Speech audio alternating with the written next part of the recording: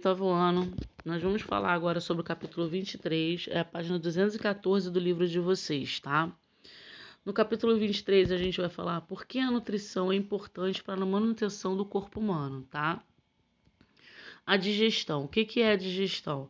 Ela é um processo que consiste na quebra de moléculas de nutrientes. Que nutrientes são esses? Presentes nos alimentos que nós ingerimos, tá? Por moléculas menores, passível de absorção pelas células intestinais e na distribuição delas para todas as células do nosso corpo, onde serão usadas para diversas funções, tá? Aqui tem até a imagem que eu coloquei para vocês, tá vendo? De toda a digestão que ocorre do início, que é a boca, até o reto. Digestão intracelular e digestão extracelular. Qual é a diferença? A digestão intracelular é aquela que ocorre exclusivamente dentro da célula e somente permite a utilização de molécula de tamanho reduzido, como ocorre em polímeros.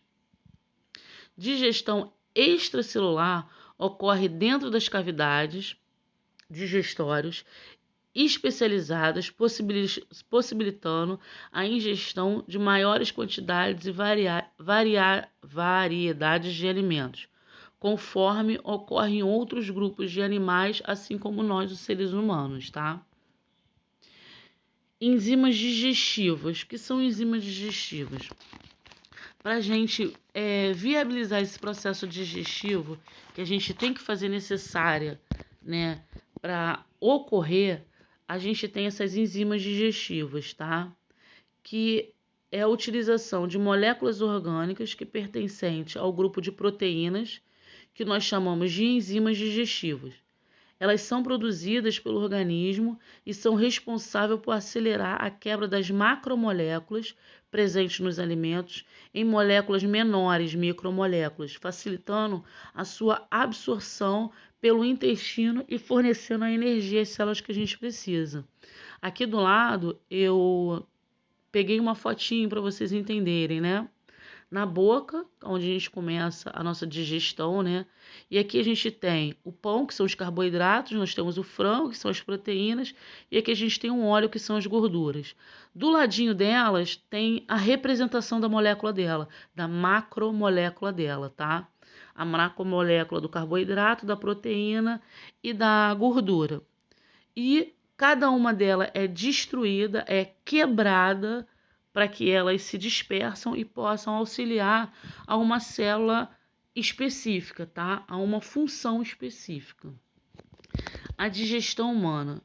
Durante todo o processo da digestão humana, um alimento ela segue o seguinte trajeto, tá? Boca, faringe, esôfago, estômago, intestino delgado, intestino grosso e ânus. Aqui eu coloquei o fígado e o pâncreas nessa imagem aqui para vocês, porque eles acabam auxiliando também de uma forma essa digestão. Mais para frente eu vou dizer para vocês. A digestão ela começa na boca, tá? O processo de digestão ela tem início na boca, aonde estão os nossos dentes, a língua e as glândulas salivares. Essas estruturas elas são responsáveis pela ocorrência da digestão mecânica, que é a mastigação, e da digestão química. A primeira ocorre por ação dos dentes e da língua, que tem por função triturar os alimentos, diminuindo de tamanho, e misturar a saliva com o alimento, auxiliando a trituração. A segunda ocorre por ação da enzima digestiva. Além disso, o que é importante a gente saber é que a língua é responsável pela percepção do gosto dos alimentos, tá? Por meio das papilas gustativas. As glândulas salivares, elas produzem a saliva, que além de amolecer os fragmentos resultantes da digestão mecânica, contém a enzima amiliase salivar, ou pitialina. Essa enzima, ela digere o amido em moléculas menores, tá? Aqui eu vou falar sobre os movimentos peristálticos. O que acontece? Após a formação do bolo alimentar, nós mastigamos, fizemos aquele bolo, nós vamos engolir, né? No esôfago há uma musculatura lisa no tubo digestório. Ela é responsável por encaminhar o bolo alimentar até o estômago, por meio de movimentos involuntários.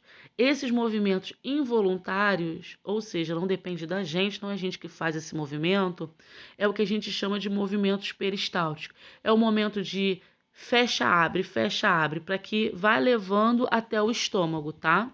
Aqui tem a imagem, desculpe, que vocês podem perceber o esôfago, o estômago, o verdezinho mais claro é o bolo alimentar. Aí tem, ó, a constrição, o aperto e o relaxamento desse tubo. Depois tem o relaxamento em cima e a constrição embaixo, até que chegue ao estômago, o bolo alimentar. O estômago ele digere as proteínas. O estômago ele é um órgão capaz de se contrair e se distender misturando ao bolo alimentar. Todo o processo ele se inicia com a produção do hormônio gastrina pelo próprio estômago após estímulo visual olfativo ou pelo paladar. Sobre o estímulo desse hormônio, as glândulas exócrinas do estômago iniciam a secreção do suco gástrico, que é rico em ácido clorídrico e uma enzima chamada pepsina. A principal função da pepsina é quebrar as cadeias de proteínas longas em polipeptídeos. Desculpem. O intestino e o fim da digestão. O intestino é a porção mais longa do tubo digestório. Ele pode medir mais ou menos de 8 metros de comprimento, mais ou menos, tá?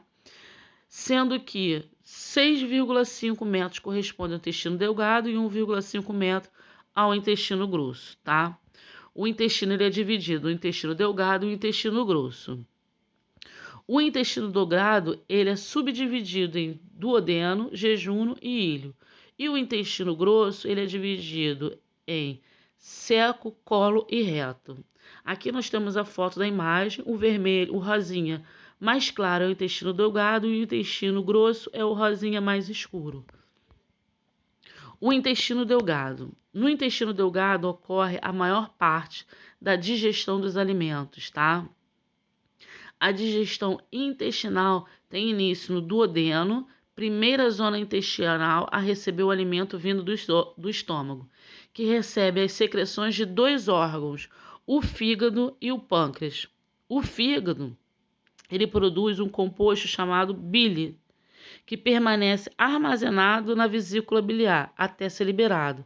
Essa bile, ela atua sobre a gordura que a gente ingere, como se fosse um detergente, o que a gente utiliza para lavar a louça. Dessa forma, ele reduz as gotas grandes de gordura em gotículas menores, permitindo a melhor digestão, tá? A função exócrina do pâncreas na digestão é produzido o suco pancreático, rico em enzimas digestivas, atuantes na digestão de carboidratos, proteínas, lipídios e ácidos nucleicos. As principais enzimas produzidas são amilase pancreática, lipase pancreática e tripsina e a quimiotripsina. O intestino grosso. No início do intestino grosso encontra-se a apêndice, tá? É um órgão vestido sem função digestiva nos carnívoros. Esse trecho do tubo digestório, apesar de não produzir enzima digestiva, possui uma função crucial na absorção de águas e de alguns sais minerais presentes nos alimentos. As bactérias que atuam no intestino grosso são capazes de degradar algumas substâncias e de produzir certos tipos de vitamina, como a K e como a B12, tá? Pâncreas e a regulação da glicemia. Por ser uma glândula mista, o pâncreas ele possui, além da função exócrina, a sua função endócrina. A secreção do hormônio ocorre com o objetivo de regular a glicemia, ou seja, regular aquela taxa que a gente tem de glicose no nosso sangue. No longo do dia, a glicemia de um indivíduo saudável é mantida estável graças à produção de diferentes hormônios pancreáticos. Sem ele, a nossa glicemia poderia permanecer demasiadamente elevada ou extremamente baixa. Quando a gente diz que a nossa glicemia está alta, a gente chama de hiperglicemia. E se a gente tem a glicemia baixa, a gente chama de hipoglicemia, ou seja, é uma baixa de açúcar do nosso sangue, tá? O pâncreas, ele possui um agrupamento de células que a gente chama de ilhotas, com diferentes tipos de células. A insulina, ela é o hormônio secretado pelas células beta que estimula a retirada da glicose do sangue e seu armazenamento no fígado e nos músculos sob a forma de glicogênio, tá?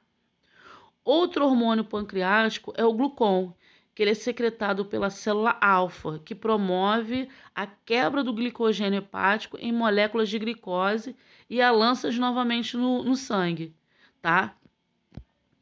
As pessoas com diabetes mellitus, elas podem apresentar deficiência na produção de insulina ou células insensíveis à insulina. Há dois tipos de diabetes diferentes, porém ambos apresentam hiperglicemia como sintoma comum. A diabetes do tipo 1, que as células beta são incapazes de produzir insulina, e a do tipo 2, onde as células são insensíveis à insulina produzida e, portanto, elas não absorvem a glicose do sangue.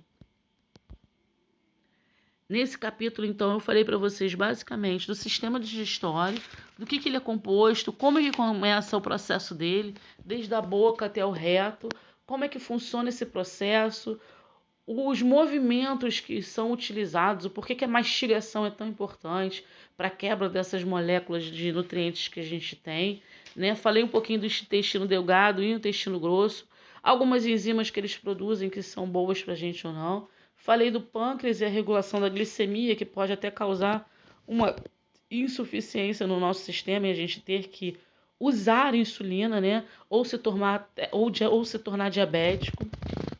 Qualquer dúvida que vocês tenham, deixa nos comentários aqui abaixo que eu estarei entrando em contato com vocês e respondendo.